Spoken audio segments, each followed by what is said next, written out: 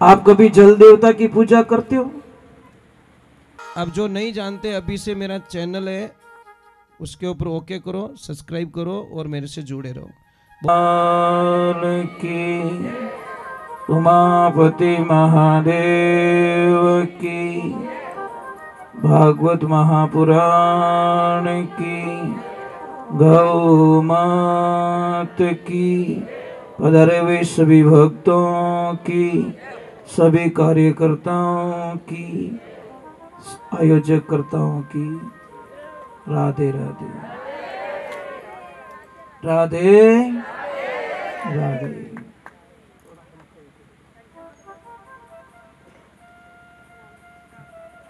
कल हमने भागवत जी को विश्राम दिया था।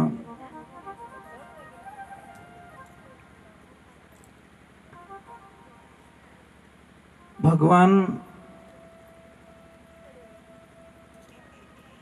चलने लगे हैं, मंडली बनाई है और अपने मंडली का काम उन्होंने बड़े पूर्ण तरीके से आनंद ले रहे हैं।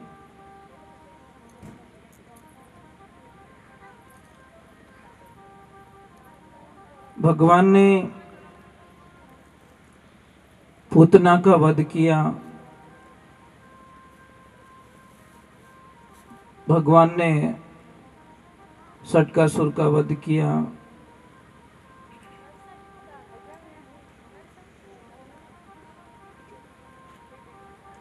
एक बात हमेशा ध्यान रखना, संसार क्या है?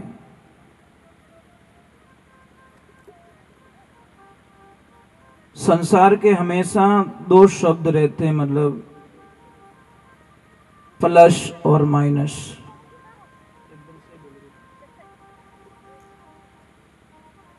जहां प्लस होगा वहां माइनस जरूर होगा। संसार में ये आते हैं कि जहां सुख है वहां दुख जरूर होगा, क्योंकि एक पॉइंट से गाड़ी चल नहीं सकती ना। जहां सुख है तो वहां दुख जरूर होगा। अगर दिन है तो रात जरूर होगी। अगर आप हंस रहे हो तो रोना कभी भी अपन मारवाड़ी में देख जो, कोई भी ज्यादा हंसे न, टाबर रहे हो चाहे कोई भी, आप अभी ने कहें कि इतो मत हंस, अब रोना स्टार्ट हो जाए। मतलब अभी तुम घड़ी पलक पहले तो थोड़ा हंस रहा है और अभी थोड़ा कहीं कहीं देखना हंसते हंसते से प्रक्रिया रोने की स्टार्ट हो जाती है। ये संसार में होगा, ऐसा होगा, आप कल्पना मत कीजिए। अगर आपका मित्र है तो आपके दुश्मन भी है, 100% है कोई न कोई दुश्मन। अगर आप अमीर हो तो दुनिया में गरीब भी बहुत बैठे हैं। एक जैसी परिस्थिति आपको कभी नहीं मिलेगी। एक बात ऐसी है, जो परे हैं दुनिया से, सबके विलोम शब्द है, मतलब विपरीत शब्द। एक बात बता दी, आनंद का, आनंद का विपरीत शब्द बताओ कोई। आनंद का शब्द है ही नहीं। आनंद से परमानंद बनेगा, परमानंद से ब्रह्मानंद बन जाएगा, परंतु उसके विपरीत जो आनंद की दिशा में जाए। तो भगवान प्रकट हुए तो सबको आनंद हुआ है। क्या हुआ? आनंद, परमानंद, ब्रह्मानंद। भगवान ने पूतना का वध किया। एक बात हमेशा ध्यान रखना, मंदिर बनाना कोई बड़ी बात नहीं है। 2 करोड़ 5 करोड़ 7 करोड़ लगा पे कि लोग मंदिर बना देते हैं, पर अंदर पूजा कर रहे हो कि नहीं कर रहे हो वो बहुत बड़ी बात है। और हमने कई जगह देखा मंदिर की प्रतिष्ठा नहीं होती, नहीं, उससे पहले लोग क्या करते हैं, वो ऑटोमेटिक घंटी है, बाजा है, उसका ऑर्डर दे देते हैं।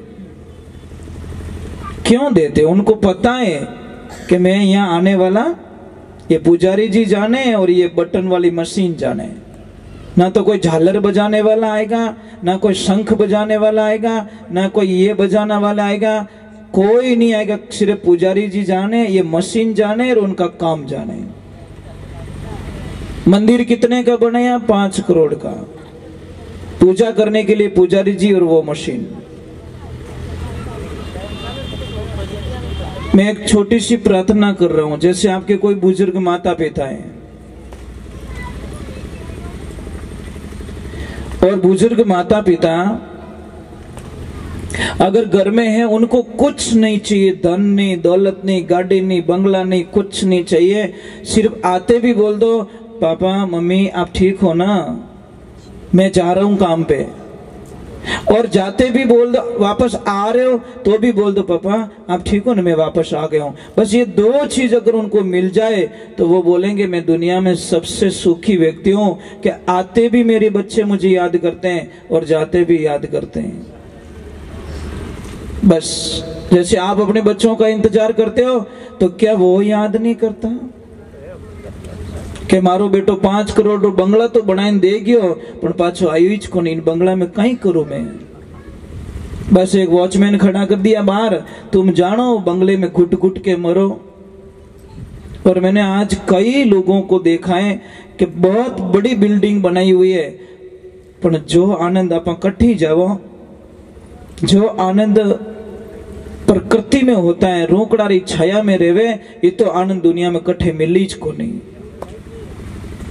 आप जाओ कहीं पे, बहुत सारे टेंट लगा देते लोग, व्यवस्था कर लेते, पर आपने दिखी रूकड़ो बटे जान विचार, अरे यार थोड़ी देर अट बैठो बस। जबकि घर में सारी व्यवस्थाएं, करोड़ों का सिस्टम लगा हुआ है, पर जो नेचुरली होता है ना, आज हमने मनुष्य का सबसे बड़ा दुश्मन बन चुका है। प्रकृति का विनाश कर रहे हैं हम लोग, पेड़ पौधे काटे जा रहे हैं, जमीन में गड्ढे गड्ढे किए जा रहे हैं, सिर्फ अपनी सुविधाओं के लिए। पहले क्या था? हरे भरे जंगल, बहती हुई कलकल नदियां, झरने, कितना आनंद था। गाय कहां से भूखी नहीं आती, थोड़ी देर घूम के आती तो गाय तृप्त होके आ जाती। आज गाय नजदीक नजदीक में जाती है तो शायद उसको क्या मिलता? कुछ नहीं मिलता साहब। सबसे ज्यादा नुकसान मनुष्य ने पहुंचाया है प्रकृति को। कितनी पेड़ पौधे काट लिए। आप कभी जल देवता की पूजा करते हो? जल के लिए कभी आह्वान करते हो, यज्ञ करते हो कि नहीं जल नहीं होगा तो कल नहीं होगा? क्या कभी शुद्ध वायु के लिए यज्ञ किया, आपने प्रार्थना की कि नहीं मैं शुद्धिकरण के लिए यज्ञ करूं? घर के लिए यज्ञ करते, मंदिर के लिए यज्ञ करते, उसके लिए यज्ञ करते। शुद्ध हवा के लिए यज्ञ क्यों नहीं करते कि नहीं शुद्ध हवा नहीं होगी तो मैं जीऊंगा कैसे, प्रदूषण हो जाएगा। ये सारी चीजें हमको समझनी पड़ेगी।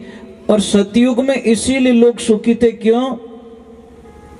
कि शायद ये व्यवस्थाएं नहीं थी, प्रदूषण बिल्कुल नहीं था, बीमारियां 90% लोगों को बीमार नहीं होते थे।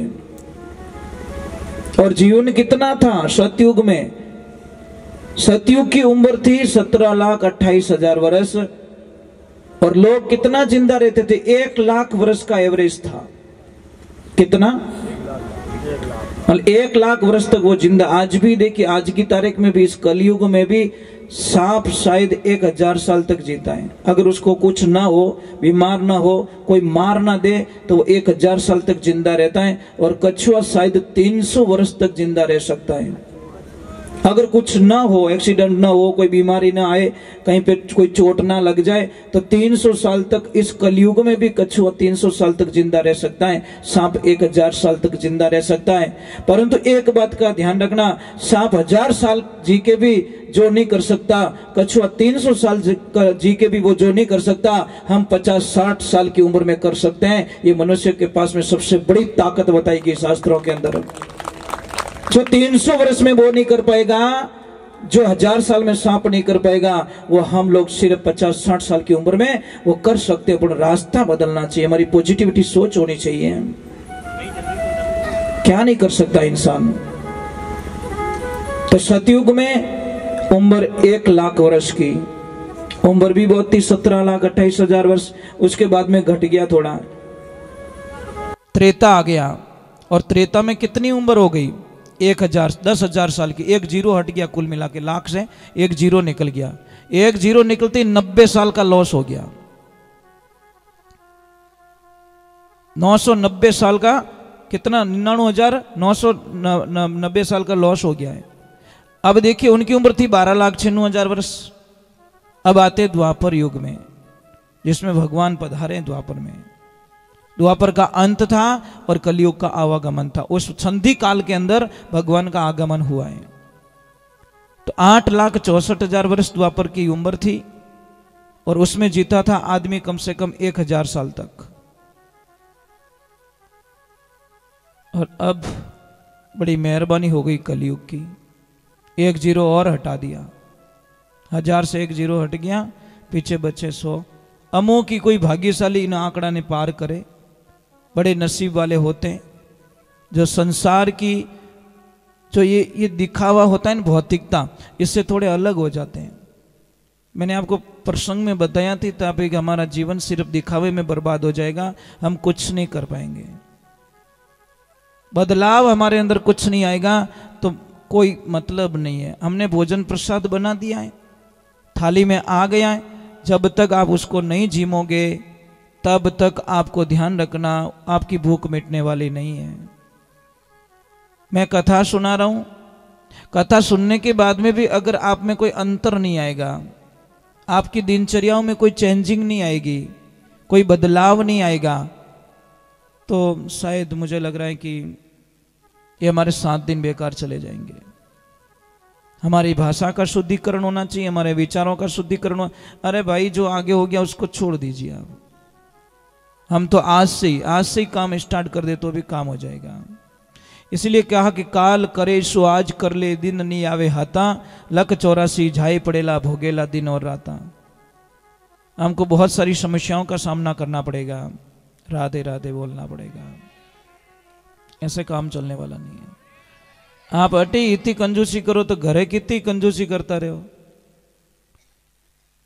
अच्छा घरे कौन कौन बोलो राधे राधे के अटी मेल जाओ बाप जी रेटे अटू लियो और बट मेल तो बाप जी अटी छोको आगो मारू को उपड़े नहीं हो तो राधे राधे भारी गुणो नाम कहीं हरे कृष्णा वाह। टाबर फेल की कर रहे स्कूल में पढ़े जीते याद रखे गेट में यहाँ भूल जाए पछे परीक्षा में लावे बढ़िया नंबर। वही हिसाब है महाराज, अपनी जिंदगी रो वही हिसाब है कि आप याद है तो आबाद है और भूल गया तो बर्बाद है। बस ये सूत्र याद रखो, याद है तो आनंद ही आनंद और भूल गए तो बर्बाद हो जाएंगे। करोगे वाह, बढ़िया बढ़िया, कभी लड़ाई तो नहीं करोगे वाह भाई। इस जबान को झगड़ा करने के लिए तो नहीं दिया, इन काम में अच्छो बोलनो, मीठो बोलनो, बढ़िया बोलनो। जबान और दांत के बीच में थोड़ा कुछ कहा सुनी हो गई। जबान ने दांतों से कहा कि भाई तुम 3200 मेरी लाज रखना, तो दांतों ने बोला हम कैसे लाज रखें कि मैं जब मैं बोलूं बाहर निकलूं और आप ऐसे हो गए, जॉइंट हो गए, तो मैं आधी अंदर रह जाऊंगी, काट दोगे मुझे। दांतों ने हंस के जवाब दिया कि भाई थारी लाज तो मैं रोज ही रखा, पर मारी लाज तू राखजे। कि कैसे? कि लपड़ लपड़ करे तू, गालियां बोले तू, खराब बोले तू, और बोल ऑफिस में बैठ जान कि गुस्सा मुक्को ठोके 3200 नहीं बाहर कटा दे। ये जबान जन्म से होती है, दांत बाद में आते हैं। जन्म से लगाकर एंड तक जबान साथ में रहती क्योंकि लचीली है।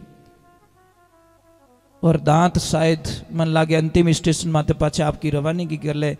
आवी 2-3 शायद 12 महीना 2 साल में आना स्टार्ट होते हैं और शायद अंतिम स्टेशन पे जब जाते हैं वापस आया ज्यों पाछा कर दे भगवान, दांत पाछा ले ले, बस ये तेरे पास थे ही नहीं, आया तब नहीं था, अब जा रहा है तो ये भी तेरे पास रहने वाला नहीं है। तो जिंदगी में ध्यान रखें, हमको अच्छा रहना, बढ़िया बोलना, मीठा बोलना है। राधे राधे। थोड़ा जोर से भाई, 2 दिन तो परेशान और करूंगा। पछतान कोई आइन घरे नहीं कहे कि भाई राधे राधे बोलो नहीं, दाता राधे राधे बोलो नहीं। पर एक बात का ध्यान रखना, हम चले जाएंगे, मैंने पहले ही बोल दिया कि हमारे शब्द यहीं रहेंगे, इनको ले जाने वाले नहीं है। जब कभी भी यहाँ से निकलो तो यहाँ तो बोल देना कि यहाँ पे कोई आया था, कोई पागल राधे राधे बोलाने वाला, परेशान करता था। हर 5 मिनट बाद में बोलता था राधे राधे बोलो, हर 5 मिनट रोती फिर राधे राधे। क्या करे, रह भी नहीं सकते न उसके बिना, श्वास के बिना नहीं रह सकते। तो भगवान को बहुत सारी समस्या बालपण में आती है। आप क्या सोचते हो कि आप में ही समस्या है? अरे जब हम भगवान के कथन पढ़ेंगे ना, तो आपकी समस्या तो 1% उनके सामने नहीं लगेगी। कितनी मुसीबत में उन्होंने जीवन जिया, जन्मते ही उनको अपने माँ बाप का साथ छोड़ना पड़ा। इन्नु मोटो दुर्भाग्य कहीं वे सके महाराज। एक तरफ हम भागवत सुनते हैं, फिर हमारे दुख का रोना रोते हैं, तो बहुत बड़ा कष्ट होता महाराज। जन्मते ही मेरे प्रभु को शायद दूध तक नहीं मिला, और उसी टाइम में मेरे प्रभु को अपने माता पिता को छोड़ के दूसरी जगह जाना पड़ा।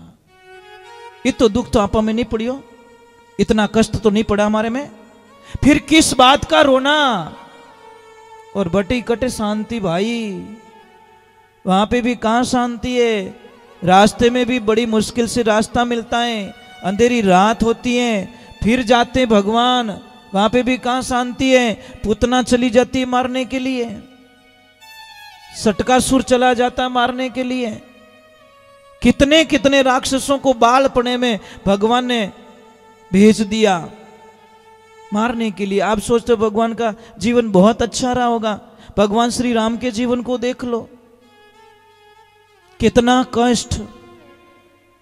पिताजी को ये भी नहीं बोल पाए कि पिताजी मुझे वनवास क्यों दे रहे हो, कुछ नहीं बोला, सिर्फ इतना बोला ये मेरे पिताश्री का वचन है, बस निकल गए वन को। हरे कृष्णा वाह। भगवान ने अपने जीवन को जी के बताया, हमारे को खाली पाखर फॉर्मलिटीज करके नहीं बताई, जीवन जी के बताया। देखो मैं अंश अवतार होते हुए भी, भगवान का अंश होते हुए भी, मेरे में भी। इसीलिए किसी ने लिखा, समय का खेल निराला भाई, समय का खेल निराला, समय के आगे झुकना पड़े, चाहे कितना बड़ा बलवाना, झुकना पड़ेगा। कभी फीलिंग मत करो, दुख आए तो भी प्रभु का प्रसाद। और भगवान को एक देखा, कृष्ण को आप देखते होंगे, कृष्ण लीला देखते होंगे या कुछ भी टीवी पे, आप हमेशा देखिए वो मुस्कुराते रहते हैं। बस सबसे उनका मेन पॉइंट्स देखिए, इतनी मुसीबत फिर भी मुस्कुरा रहे हैं। मीरा भाई तो यहां तक लिख दिया, हरि सोहनी सूरते मोहनी मूर्णते गुगर वर्णा केस। वाह भगवान, क्या लीलाएं तेरी, बस तेरे बिना नहीं रह सकती। सोहनी सूरत मोहनी मूरत गुगर वर्णा केश। के भाई मीरा गिरधर नागर, तू मिलियो कर नटवर रो वेश। घड़ी नहीं आवड़ी रेश, मारा कृष्ण कन्या तू जाई वस्यो प्रदेश। मारे भगवान वाह। तो महाराज वहां से समस्याएं थोड़ी ज्यादा हो जाती है, तो कई बार क्या करते लोग, थोड़ा जगह चेंज कर देते हैं कि चलो यार यहाँ रोज रोज की परेशानी है, ये मेरे से मानता नहीं है, ये मुझे परेशान करता है, छोड़ो राड करता बाढ़ बढ़िया, थोड़ी जगह चेंज कर लेते हैं। तो देखिए कोई पति पत्नी बड़े आराम से रह रहे हैं, माँ घर पे रह रही है। रविवार का दिन था, माँ को बोला कि माँ आज हम थोड़ा हमारे दोस्तों के साथ में एंजॉयमेंट करने के लिए जा रहे हैं, एक काम करना तो थोड़ा भोजन प्रसाद बना के खुद ही जिम लेना। माँ बोली बेटा मुझे गैस का चूल्हा चालू करना भी नहीं आता, मैं कैसे रोटी बनाऊंगी, कैसे करूंगी। तो उनकी जो बेटे की बहू थी वो बोली माँ देखो माँ ऐसे परेशान मत करो, एक काम करना सामने मंदिर है ना, वहाँ भंडारा चालू है, उस भंडारे पे जाके जिम लेना, वहाँ पे जिम लेना। जब हम वापस आ गए तो माँ क्या बोली, देखो कितनी भोली होती माँ। माँ बोली कि बेटा तुम जो दोस्तों के साथ में एंजॉय करने के लिए जा रहे हो ना, एक काम कर जो आधा किलो मारी लेता आओ जो।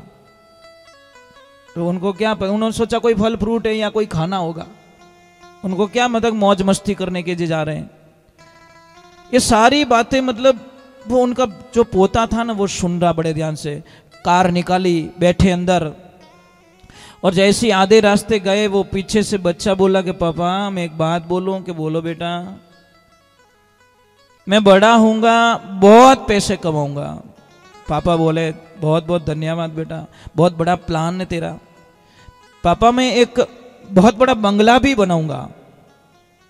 क्या बात कर रहा तू, बंगला बनाएगा? हाँ पापा मैं बंगला बनाऊंगा, परंतु पापा मैं बनाऊंगा कहाँ ये तो पूछ लो। कि कहाँ बनाएगा बेटा? कि मैं एकदम मंदिर के सामने। कि क्यों बेटा? कि मैंने आज ही प्लान बनाया है, जब तुम बूढ़े हो जाओगे मैं और मेरी पत्नी एंजॉय करने के लिए जाएंगे, सामने कोई मंदिर होगा तो कम से कम तुम भूखे तो नहीं मरोगे, कम से कम भूखे तो नहीं मरोगे। इतनी तो आशा है, मंदिर जहां सामने होगा कुछ तो खाने को तुमको मिल जाएगा, क्योंकि हम तुम्हारी परवाह करने वाले हैं। वो तो गाड़ी बटू पाची फेरी के तो एडवांस में प्लान बना रही है। वो वापस आए, दोनों पति पत्नी माँ के चरणों में गिर पड़े। माँ आज के बाद दोस्त की दुनिया छोड़ सकते हैं, पर तेरे चरणों को छोड़कर हम कहीं नहीं जाएंगे। घर में देवी बैठी, वो दुखी, और हम किसी के साथ में मजाक कर रहे हैं, ये संभव नहीं हो सकता। तो भगवान की लीला हुई। थोड़ा सा मतलब नंद बाबा को अटपटा लगने लग गया कि नहीं अभी ये जगह छोड़ देनी चाहिए, और छोड़नी भी जरूरी है।